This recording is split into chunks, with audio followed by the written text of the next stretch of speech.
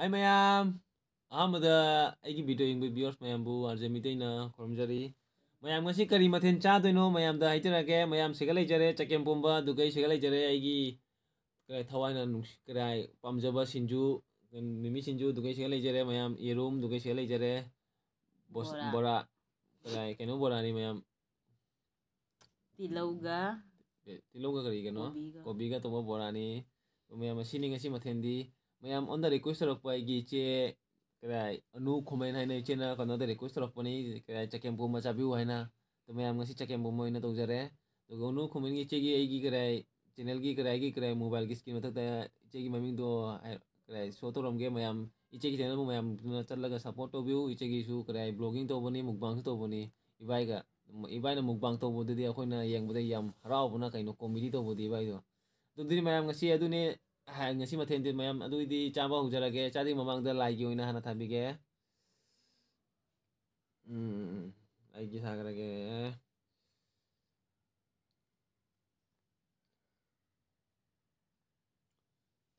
adu mayam chaba hujarage chadi hokti mang sinju su metri sinju se met ki ge thumga morok ka dugai ngari ga met pani mayam mayam met lage morok se di sa duri ba ngasi di mai ni ngasi natra mai hokduri gai ne Ai da di kana.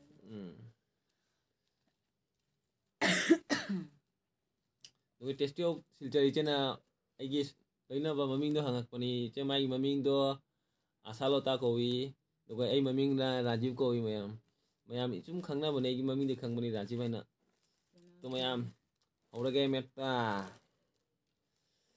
aina pamjaba sinju ni si di kari haini sinju se mayam toina chare aina hairam bani mayam no aina pamjaba ni da yam Katawido na kari. hawdure ai to ine keno sinju se kare ai tot pa se aina tintare adu mayam akhoi gi family siga mayam akhoi family sum mayam da hairake kana kana akhoi family leibani to mayam hajikti haibining de kari gi 1k pharaga mayam sum aina haibira kani akhoi family je kana kana akhoi baba mama sum mayam sum uthora pirage adu mayam na support to bio support to raga 1k yang na jon biro du kai na mayam gi igi su intro to ke akhoi family kana kana leige aina adu mayam hawre chaga na ta di video sangani chaba husi na tro hawro duga Nang han chalo. lektharo Ini kira Nang han lekta jaro.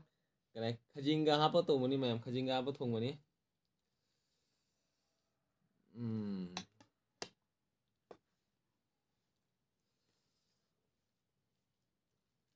Chalo itu apa orang nana itu apa ya ni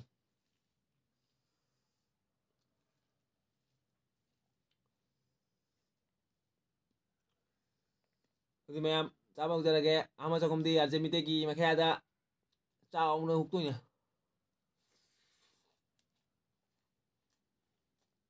Sijang ki butara wai ja gina.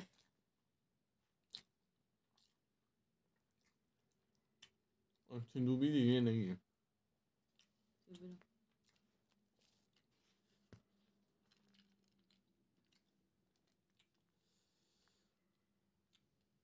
Rara.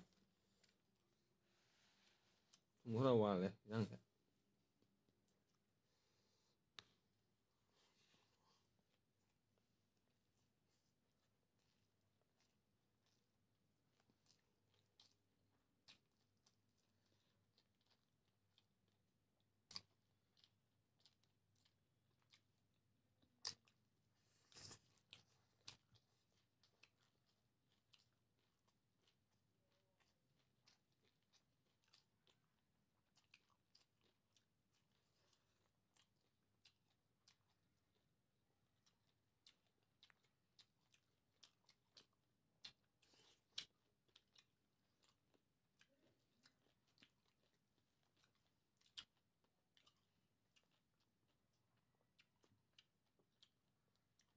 Hawin tadi jangan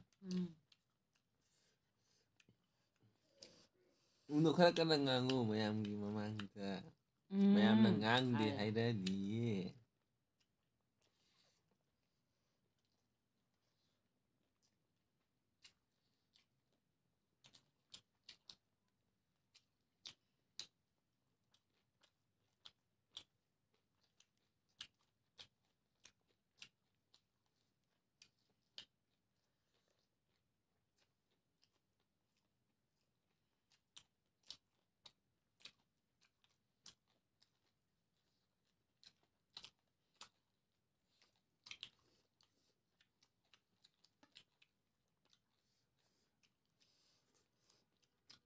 ꯃꯌꯥꯝ ꯋꯥꯔꯧꯕꯤꯅꯨ ꯀꯔꯤ ꯍꯥꯏꯅꯤ ꯑꯩꯒꯤ ꯂꯣꯏꯅꯕꯤꯁꯦ ꯈꯔ ꯅꯧꯅ ꯀꯔꯤ video ꯂꯥꯛꯄꯅꯤꯅ ꯋꯥ ꯉꯥꯡꯕꯗꯨꯁꯨ ꯌꯥꯝꯅ ꯑꯦꯛꯁꯄꯤꯔꯦꯟꯁ ꯑꯣꯏꯗ꯭ꯔꯤ ꯃꯌꯥꯝ ꯁꯨꯝ ꯑꯩꯒ ꯂꯩꯅ ꯁꯨꯝ ꯍꯩꯔꯛꯇꯣꯏꯅꯤ ꯑꯩꯅ ꯇꯠꯄꯤꯗꯣꯏꯅꯤ ꯑꯗꯨꯗꯤ ꯁꯨꯝ ꯉꯥꯡꯉꯛꯀꯅꯤ ꯃꯌꯥꯝ ꯑꯗꯨꯒꯤꯗꯃꯛꯇ ꯃꯌꯥꯝꯕꯨ ꯑꯩꯅ ꯋꯥꯔꯧꯕꯤꯅꯨ ꯍꯥꯏꯖꯔꯤꯅꯤ ꯃꯌꯥꯝ ꯑꯩꯈꯣꯏ ꯚꯤꯗꯤꯑꯣꯁꯦ ꯌꯦꯡꯉꯒ ꯀꯔꯤ ꯇꯧꯗꯣꯏꯕ ꯁꯞꯄꯣꯔꯠ ꯇꯧꯕꯤꯌꯨ ꯍꯥꯏ ꯅꯠꯇ꯭ꯔꯣ ꯃꯌꯥꯝꯗ ꯍꯥꯏꯕꯤꯌꯨꯅ ꯃꯌꯥꯝ ꯑꯩꯈꯣꯏ ꯚꯤꯗꯤꯑꯣ ꯌꯦꯡꯉꯒ ꯁꯞꯄꯣꯔꯠ ꯇꯧꯕꯤꯌꯨ ꯃꯌꯥꯝ ꯑꯩꯈꯣꯏ ꯚꯤꯗꯤꯑꯣꯁꯦ ꯌꯦꯡꯉꯒ ꯅꯨꯡꯉꯥꯏꯕꯤꯔꯒ ꯅꯨꯡꯉꯥꯏꯕꯤꯔꯒ ꯁꯞꯄꯣꯔꯠ ꯇꯧꯕꯤꯌꯨ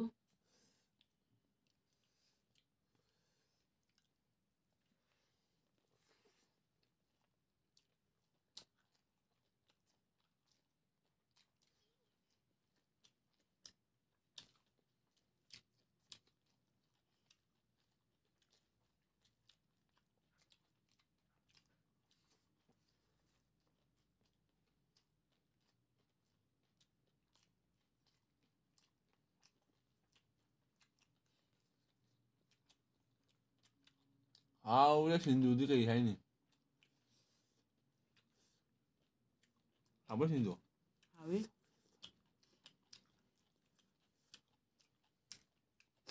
ꯃꯣꯔꯣꯛꯇꯤ ꯁꯥꯔꯦ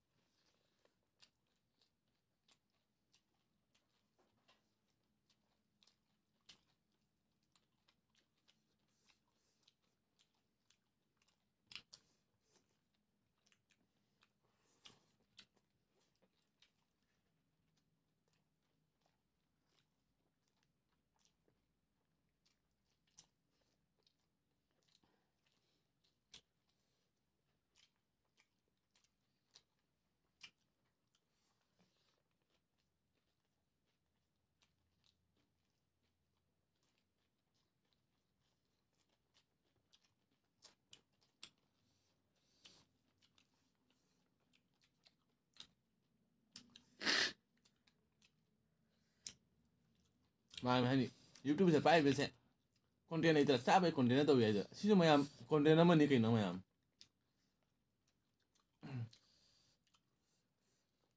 ꯑꯗꯨꯅ ꯃꯥ ꯂꯧꯕꯤꯗ ꯂꯣꯏꯔꯦ ꯅꯠꯇꯅ ꯃꯤꯒꯤ ꯀꯣꯃꯦꯟ ꯕꯦꯛ ꯀꯣꯃꯦꯟ ꯂꯥꯛꯑꯒ ꯍꯣꯏ ꯇꯧꯒꯗ ꯇꯧꯔ ꯂꯣꯏꯔꯦ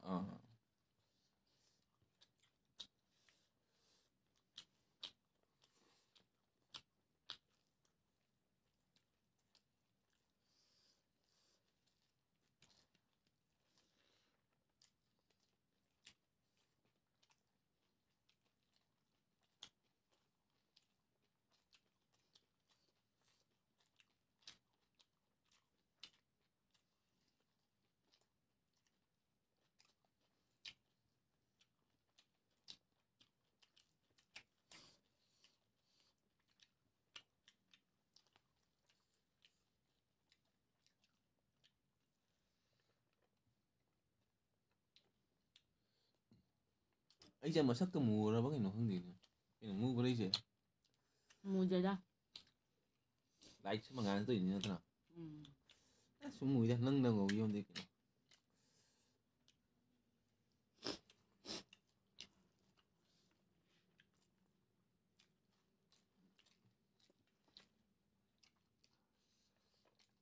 이 장갑이 짝 잡으세요.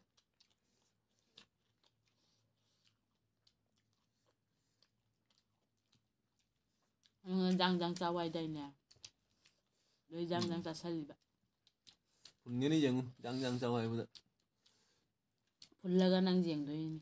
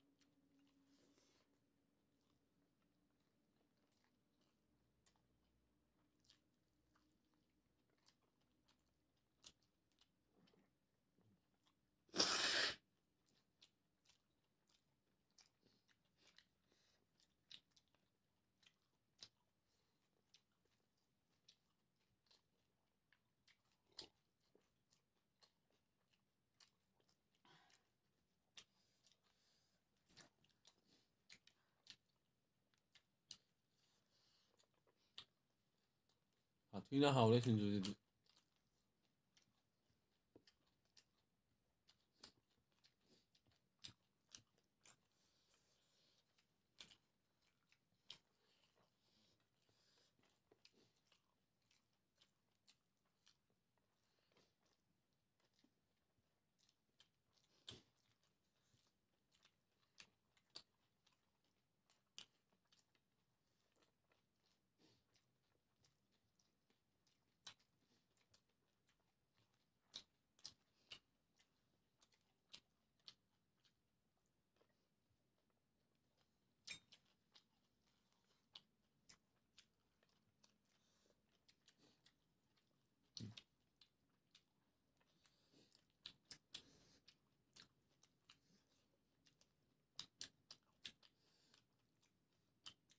Em ngasi di ma ma hồi 장갑 mẹ ngasi di ma ina hana 장에 ina ngasi di tập thay đi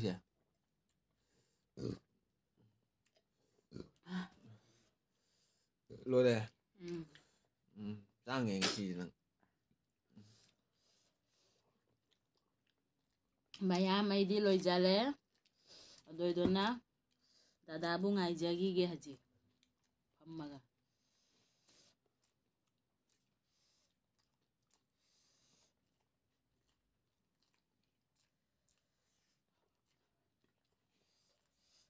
Tam cha phun gani.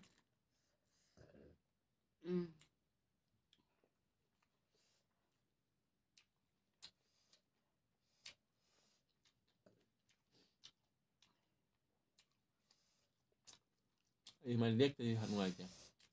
Kaigi. 여기 간단히 잘 클럽이 하이. 알려는 거가 하오 ngay 하오이.